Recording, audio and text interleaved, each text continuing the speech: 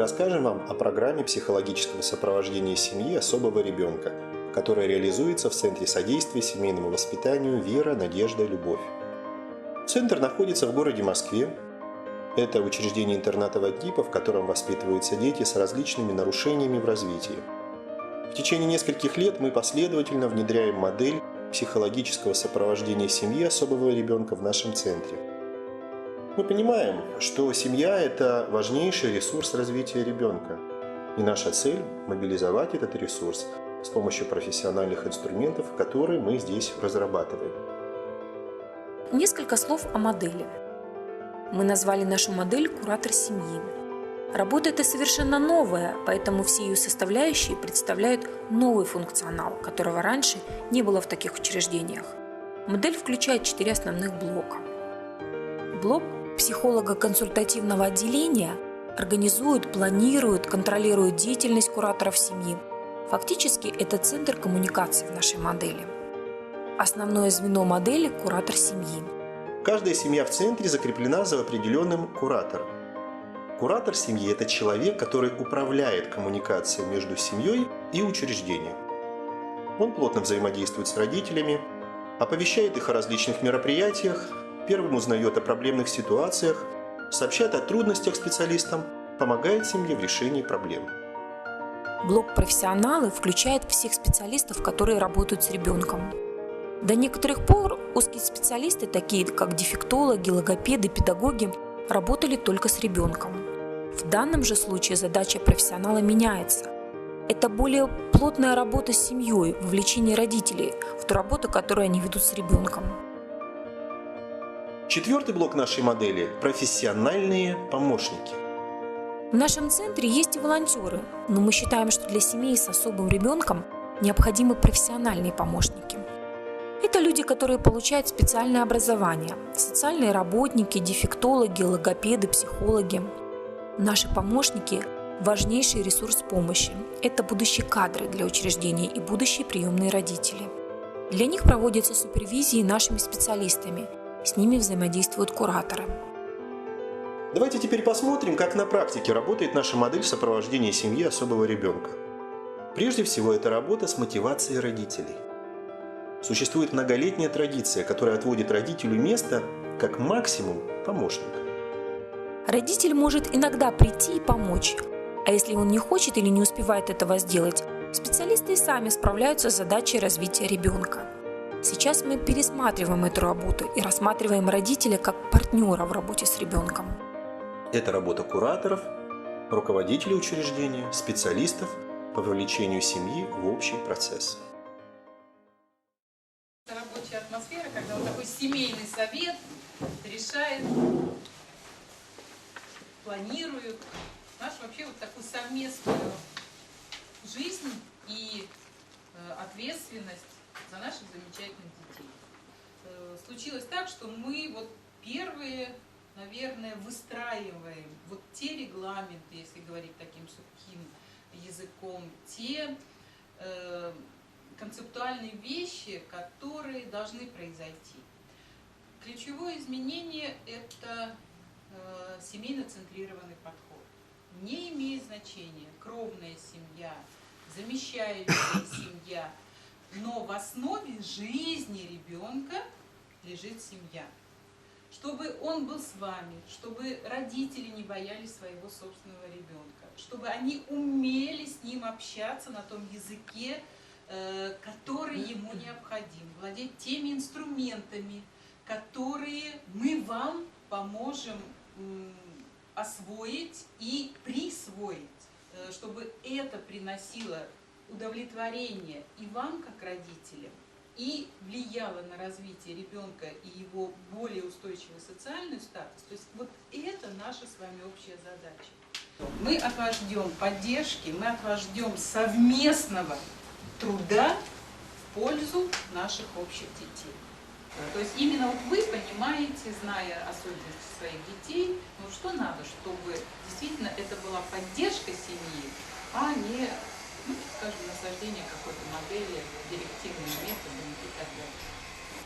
Вот наши ожидания ровно такие, что вы, именно вы являетесь экспертами конкретной ситуации, и наверняка у вас есть понимание, фантастика это или реальная задача, которую с вашей помощью можно реализовать, и действительно создать учреждение, в котором будет комфортно детям, то есть безусловно. Другая форма работы с родителями – серия коучинг-тренингов, в которых принимают участие сами родители, а также кураторы, специалисты, медицинский персонал, воспитатели. Профессионалы доступным языком рассказывают родителям о заболеваниях детей, способах продуктивной коммуникации с ребенком с учетом диагноза. Часто бывает, что ребенок, покидая стены учреждений, резко меняется. Родитель не всегда оказывается способным справиться с проблемами в его поведении. Профессионалы делятся своим опытом по решению подобных проблем на примерах реальных ситуаций. Родитель в таком формате работы является полноправным партнером в поиске их совместных со специалистами решений. Речь понимает, инструкции простые выполняет, кушать может самостоятельно, одеться может самостоятельно, может, но не всегда хочет.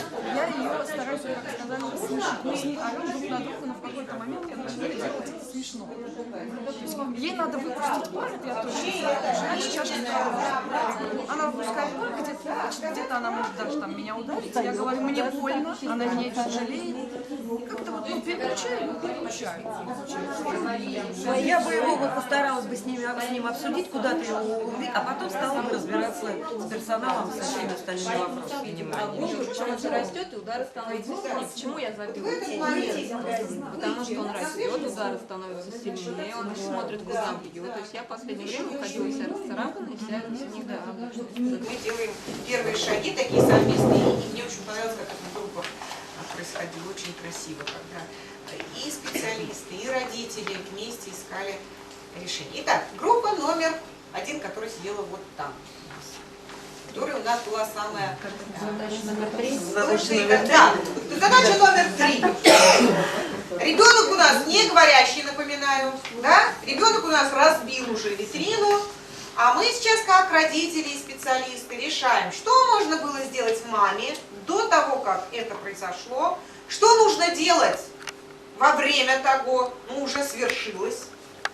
И если вы еще скажете нам несколько советов, а что же маме нужно сделать, когда она вышла из магазина с этим ребенком?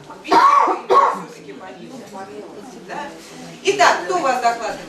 Я попробую Давайте сформулировать все, что значит. Одна Ребенок у нас не говорящий.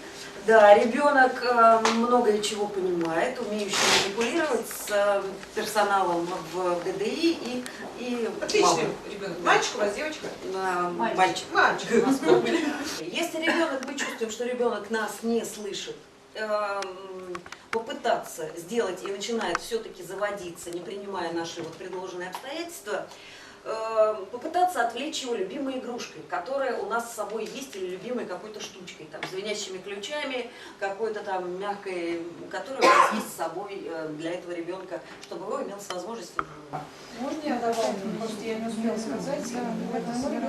На станции в эфире. Сам процесс складывания всего подряд в тележку. То есть ей не важно, купим мы это на выходе или нет. Ей нравится просто все хватать в тележку, вот с этой тележкой, с продуктами в основном. Во, у меня сколько всего, потом мы спокойно все это раскладываем по полкам, покупаем то, что нам нужно, хлеб, молоко, там, ну, понятно. То есть дать возможность положить. Ей нравится играть в магазин, но не в игрушечный. Она ненавидит игрушки, заменяющие жизнь. Она не хочет в жизни вот эти. Простроить эту игру. Да, и мы с ней ходим, мне плевать на мнение окружающих, как мы там себя ведем, она с этой телегой, ей нравится накладывать. Знаете, в тот момент, когда это происходит, возникает множество чувств. Другое дело, что они так раскладываются, и есть какие-то первичные, какие-то вторичные, но там будет обязательно в этот момент чувство бессилия. Абсолютно точно. Почему? Поэтому слезы. Не только чувство злобы, но обязательно будет бессилие и безысходство. Поэтому это естественная реакция. Теперь у нас вторая практика. Пригласить маму и поговорить с ней, спросить, как он ведет себя дома, что ему нравится, что ему не нравится, в чем причина его агрессии. Но опять вторая проблема, мама не идет на контакт, она не хочет общаться, и она категорически против медикаментозного лечения, что, как мне кажется, что в таком случае это очень сложно ответственная ситуация, потому что Дорогие родители, к сожалению, это тоже встречается такое. И мы не вправе говорить, что там мама плохая. Так складывается ситуация, что мама не может совладать со своими чувствами, да, и предпочитает держать некоторую дистанцию. И мы говорим сейчас, что это очень больно, это очень больно. И поэтому мы говорим сейчас о том, что вот наши усилия как специалистов, они направлены на то, что ближе вот контакт с вами, с родителями, с каждым из вас, для того, чтобы вы могли вот как раз свои проблемы эти обсуждать. Себя восстанавливается, все приходит в нормальное русло, чему я очень рада, потому что да, тогда я уже думала вообще куда бежать. И здесь уже, я говорю, у меня уже до трясучки. Я тут психовала, наверное, врачи помнят меня в этом состоянии, я всем размеренно так ходила, а потом у меня просто появилась паника и психоз. Каждый звонок, когда я видела слово интернат или медики, я трубку брать не хотела, потому что это жуть какая-то была. Я жила в аду. Вот так же хорошо, что сейчас вы с ним. Мне очень понравилась практическая часть, как я на ней отдыхала. Очень рада, что есть родители, которые реально понимают, что будет дальше, и переживают за это, да, что мы не вечны, да, мы никто не вечен, что будет с нашими детьми, никто не знает. Это самое главное, что мы это понимаем. Мне очень жаль, что из моих родителей вот было только 2 человека, один ушел, остался один, хотя многие обещали прийти, они потеряли очень много.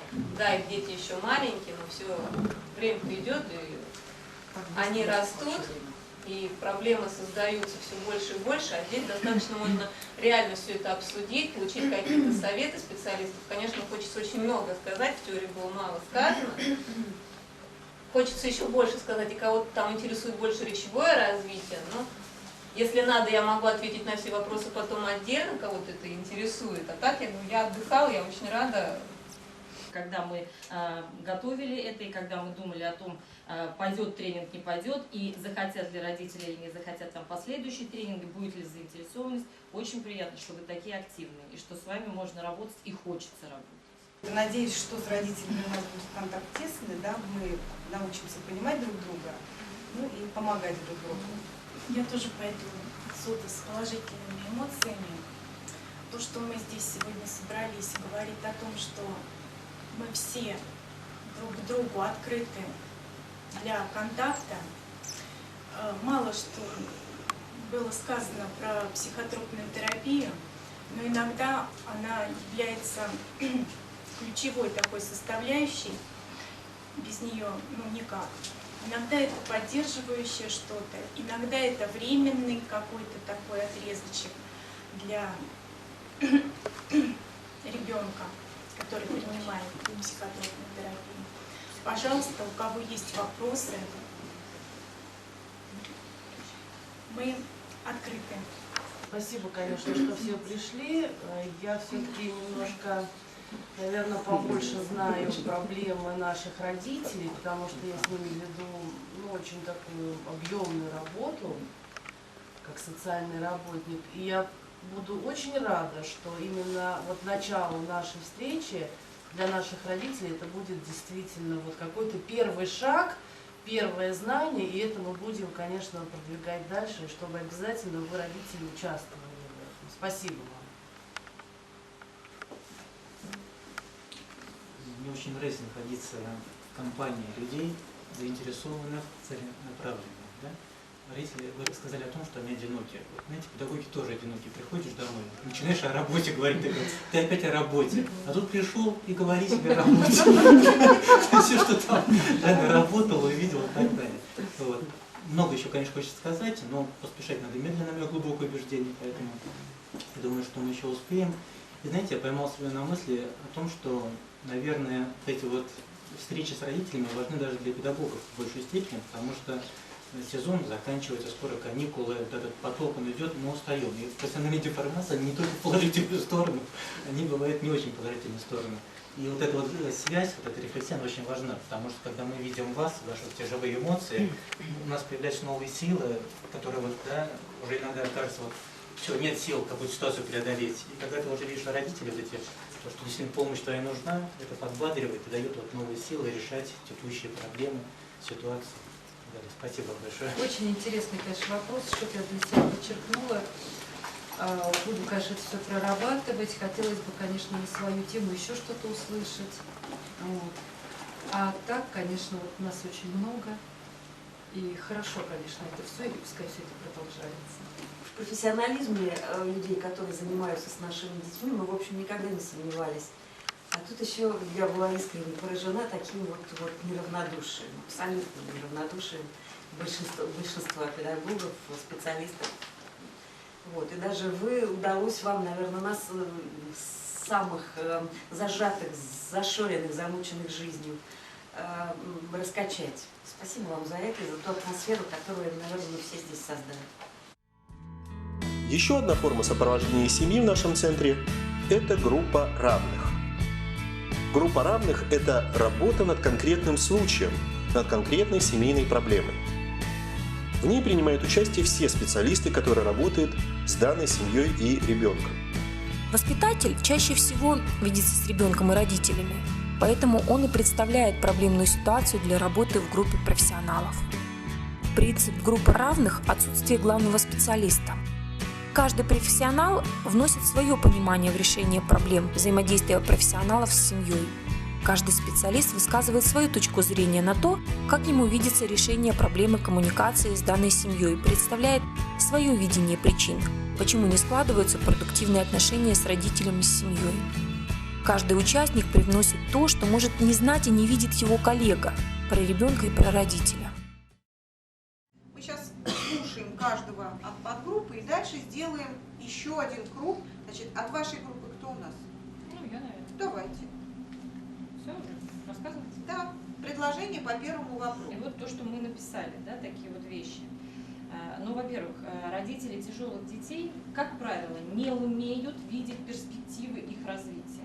Они считают их, дурачками, условно говоря, да, и они не знают, какую работу нужно вести и каким шагам вперед нужно радоваться и на что нужно обращать внимание. Поэтому наша задача все-таки научить их видеть эту перспективу. Но это глобально, если подходить. Конкретно как? Значит, если вот мы поняли, что ни логопед, ни дефектолог, никто с этим ребенком не занимается, если есть возможность все-таки привлечь какого-то специалиста, хотя бы минимально, хотя бы там раз в неделю, но чтобы действительно это... Смысл в том, что на этом этапе мы должны заразить маму вот этой энергией, то есть энергией какого-то позитива, какой-то динамики. В вашей группе? Но наши рекомендации, для того, чтобы привлечь специалистов, чтобы они все-таки появились, потому что они когда-то были, занимались этим ребенком, и у ребенка была достаточно динамика положительная. Нужно лечащему врачу, наверное, поговорить с мамой и объяснить, для чего нужны эти ИПРы, не для того, чтобы ребенка просто отдать в какое-то образовательное учреждение, а хотя бы для того, чтобы наши специалисты могли привлекать ребенка к работе. Вот такой у меня вопрос, да, мы сейчас работаем с семьей, да, мы пытаемся маму включить в этот процесс, и мы же сами за нее делаем ИПР. Это неправильно. Она должна. Вот с ней надо разговаривать, ее надо убеждать о том, а сейчас по ребенку определить, кто вот более необходим. Давайте определять. Вот мы для этого здесь. У нас результат нашей работы к следующему разу, план, что такие-такие специалисты должны убедить маму сделать ИПР, и у нас должен быть результат. Сделанный ИПР, там должны появиться, или во всяком случае уже заявлено, на то, что мама в этом направлении работает. Можно я скажу? От того, что мы позовем просто чай попить с нами, не появится этот контакт. Более того, появится раздражение, что вы тратите время их. Они и так очень заняты. Поэтому давайте попытаемся сейчас все-таки подумать, что мы конкретно в этой ситуации можем сделать. Как мы можем понять маме, что нужно, чтобы появилась ИПР, а если она так занята, то помочь ей его сделать. В рамках группы равных создается общее психологическое поле, в котором мы можем рассмотреть семью и ребенка с разных сторон, не задерживаясь на заболевании. Мы учитываем его, но фокусируемся на состоянии родителя, на том, что можно изменить в коммуникации с родителем для того, чтобы он стал партнером своему ребенку и профессионалом. Работа группы предполагает несколько встреч. На первой встрече группы равных составляется общая программа действий. Спустя 3 недели эта программа корректируется. На следующем этапе подводятся итоги работы и намечается дальнейший план действий. Посмотрим, как может выглядеть результат работы группы равных. Вопросы, которые у нас были, вот на которых мы остановились, над чем мы работали в подгруппах, что было вот в основе того, что вы делали все это время после второго года. Что происходит сегодня? Сегодня положительная динамика есть подвижки в том плане, что Вика стала более спокойная, она стала чаще улыбаться, вот уходят вот эти вот негативно защищающие себя вот эти вот позиции, и гораздо легче с нее снять вот эту зажатость и зажим эмоционально-психологически. Если раньше ее трудно было вывести из состояния стопора. Вот как вам кажется, что такое вы делали из нашей программы, или, может быть, на базе того, что мы здесь накреативили, у вас еще какие-то идеи появились? За счет чего вот эта положительная динамика? Ну, здесь, безусловно, вот этот командный подход, когда каждый специалист в группе дал свои определенные нюансы и корректировки, рекомендации, естественно, они были озвучены родителям. При контакте эти моменты были озвучены и переданы родителям как вот методы приема работы уже переноса в семью, чтобы эта модель не только здесь работала, а сейчас, получив вот эти инструменты, да, к действию, она уже и сама получит крылышки такие. И вот девочки, и вот чувствуется родительские, вот детско-родительские отношения начинают выстраиваться, и она видит эту пользу, результат видит, даже вот этот может быть малюсенький, и вот результат и на ребенке, и на маме.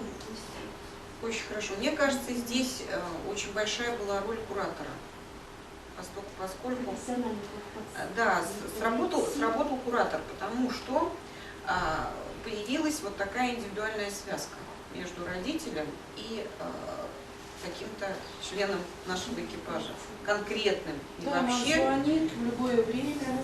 То есть, да, она не боится, что да. В нашем центре работают профессионально подготовленные помощники. Их первичной задачей является работа с ребенком. Но мы также и понимаем, что с их помощью мы можем более глубоко проводить работу не только с ребенком, но и с его семьей. Это инструмент поддержки родителя. Это инструмент, с помощью которого мы можем вовлекать родителей в жизнь ребенка. Наши самые опытные помощники посетят семьи, пойдут домой к детям. Наши родители смогут ощутить реальную поддержку центра не только в рамках учреждения, но и дома. Идет серенький волчок и ухватит за бочок. Бабушки. Не качайте сильно, потихонечку. Вот. Я чуть вам песенку спою. Приглашаем к сотрудничеству вас, специалистов будущих, которые, наверное, посвятят свою жизнь вот таким вот деткам. Мы вас ждем, планируем, что будем сотрудничать. Вы не будете потеряны и оторваны просто бродить по организации, вы будете прикреплены к куратору, куратор, занимающийся определенными группами, и непосредственно все задачи, проблемные ситуации будете решать с куратором, а мы вам будем только в помощи. Я хотела, чтобы эти дети, они могли максимально получить то, что и получали мои собственные дети в моей семье. Здравствуй, поздоровайся. Вот он уже выбрал себе друга, смотри. Я Павел. Вот. Я Доля. Да? Скажи, я Павел. Очень часто выбирают себе родителей и друзей. У нас на дне Аиста два ребенка подошли и сели на коленки к маме. Все, она их забрала. А вы видите, ребенок выбрал себе друга. Будешь договариваться, когда будешь гулять. И встал, все, за руку.